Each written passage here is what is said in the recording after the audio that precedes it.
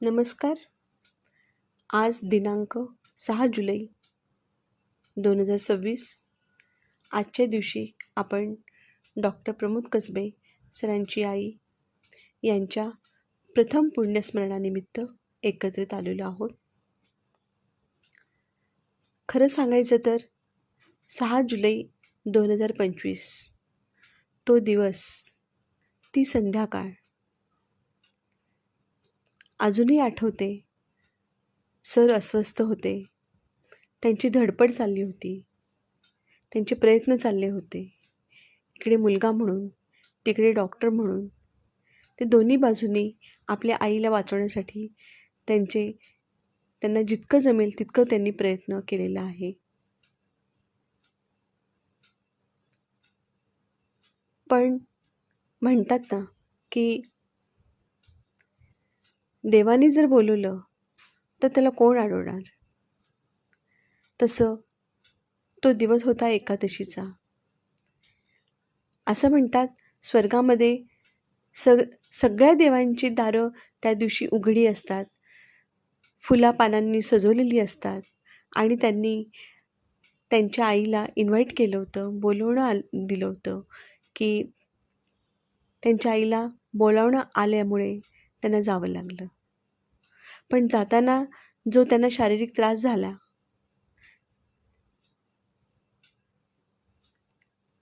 हे तुम्हा आम्हाला काय कळणार, ते त्या माऊलीलाच माहिती. तिने काय सहन केलं.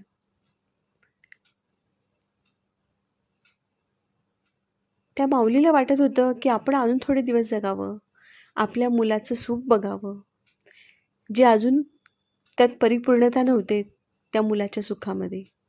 त्याच्यामुळे त्यांच्या मुलाला पूर्ण सुखी झालेलं आईला बघायचं होतं. तो यशस्वी होत होत कसा शिखरावर पोचतो हे त्यांना पाहायचं होतं. त्यासाठी त्यांना अजून त्यांचे 4 दिवस त्यांना हवे होते. म्हणून ते त्यांच्या श्वासासोबत लढत होते.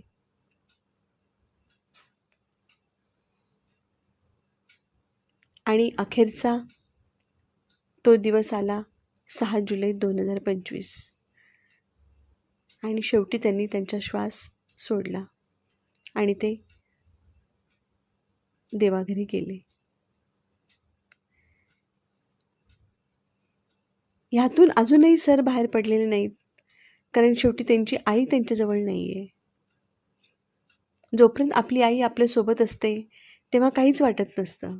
पण आई आपली 1-2 दिवस जरी आपल्यापासून लांब गेली तर ती कधी येते आणि तिच्या हातचं आपण कधी खातो ह्याची आतुरता आपल्याला लागलेली असते.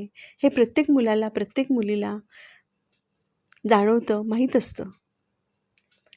तसंच आजही सतत त्यांना त्यांची आठवण येते.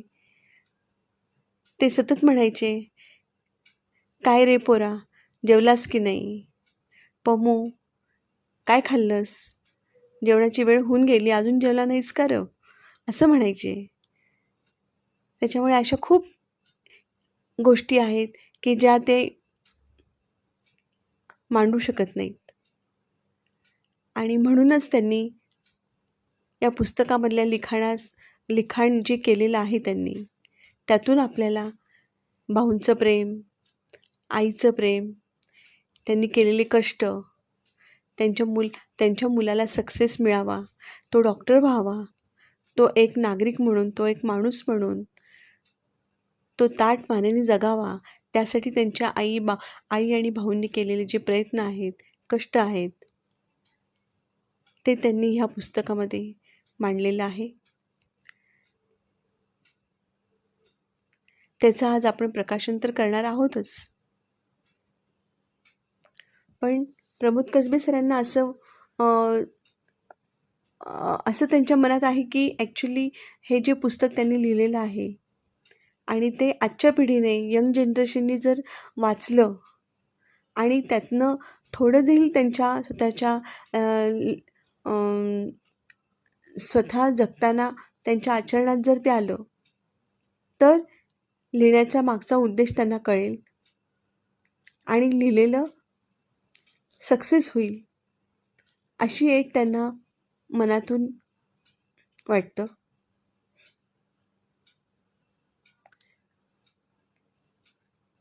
तसंच आईबद्दल काय बोलावं? आई ही आई असते. आई आईला एवढंच वाटत असतं, की आपली मुलं यशस्वी व्हावीत, सुखी राहावीत. त्यांच्या जीवनात त्यांना कधीही अपयश मिळू नये, कधीही खडतर जीवन त्यांच्या आयुष्यात येऊ नये, यासाठीच आई प्रयत्न करत असते. त्यांचे बाबा प्रयत्न करत असतात. प्रत्येकाचे आई-वडील हे त्यांचा प्रयत्न हाच असतो.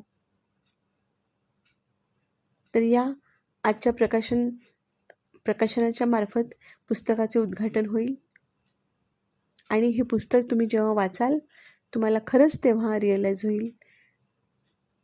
प्रत्येकाला वाटेल, प्रत्येकाला मनातनं आपल्याला आपल्या स्वतःच्या आयुष्यातल्या गोष्टींबद्दल रिअलायझेशन होईल.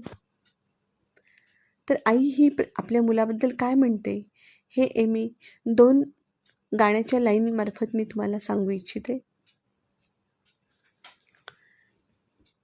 देव जरी मज कधी भेटला, माग हवे ते माग म्हणाला, म्हणेन प्रभु रे माझे सारे जीवन दे मम बाळाला.